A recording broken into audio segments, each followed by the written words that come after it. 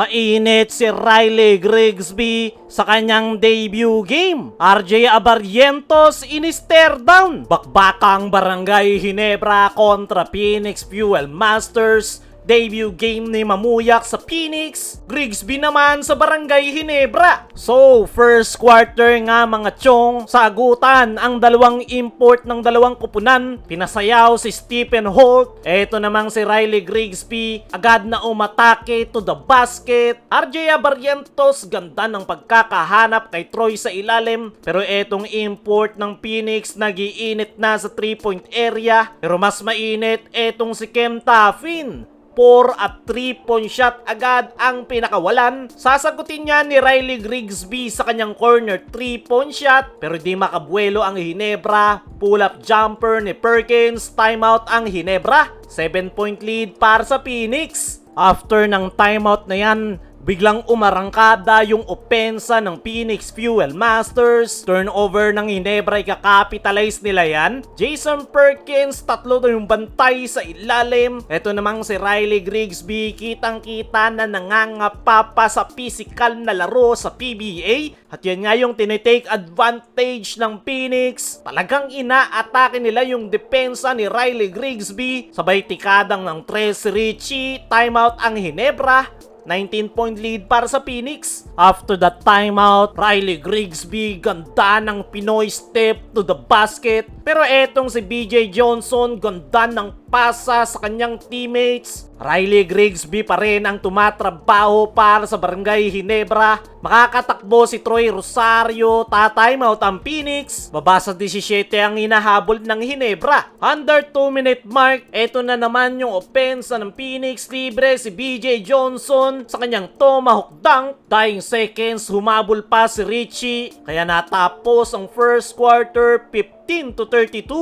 17-point lead para sa Phoenix. Pagpasok ng second quarter, kakapasok lang ni Mamuyak, agad na nakapagtala ng kanyang basket. Jeremiah Gray naman para sa Barangay Ginebra, ganda ng pagkakakat to the basket. Dito na nabuhay yung opensa ng Barangay Ginebra. Riley Grigsby and one play. RJ Abarrientos nakawala sa depensa ng Phoenix. Eto na naman si Grigsby. 3-3 ang bumabantay and one play. Timeout ang Phoenix. Baba sa 8 ang hinahabol ng Ginebra. After that timeout, BJ Johnson gagamit ng screen para iwan ang depensa ni Jeremiah Gray. After nyan, ganda ng depensa sa kanya ni Nards Pinto, kaso biglang bumawi si BJ Johnson. Steal sabay tomahawk dunk. Eto namang si RJ Abarrientos, nakakita ng opening sa ilalim. Kokonekta naman sa 3 etong si Jeremiah Gray matapos maiwang open. Kaso agad na tatakbo sa kabilang dulo etong si Richie Rivero. After nyan,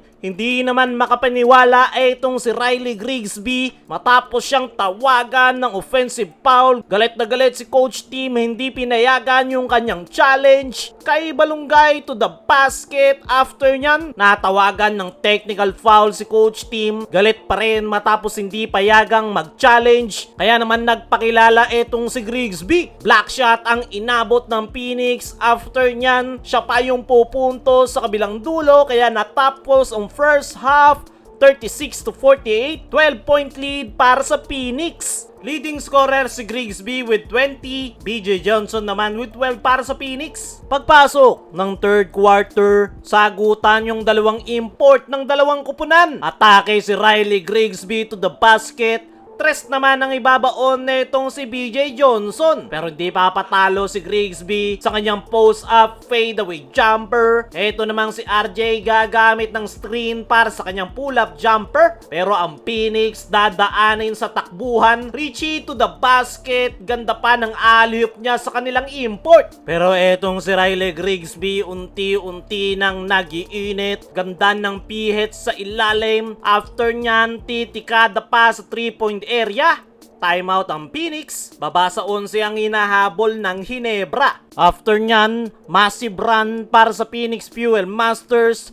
4 straight points etong si Richie Rivero. Ken Taffin, ganda ng fake sa ilalim. Timeout ang Ginebra. 17-point lead para sa Phoenix. After nyan, nagpapakawala na ng mga couple of threes etong si Riley Grigsby. Jeremiah Gray naman aatake sa kanyang floater shot at natapos ang third quarter 55-66. 11-point lead para sa Phoenix. Pagpasok ng fourth and final quarter, Gian Mamuyak ang unang bubuta sa kanyang stop and pump, pero ang Barangay Ginebra umiinit ang opensa. Reverse layup ni Nards Pinto. Aatake naman si Grigsby.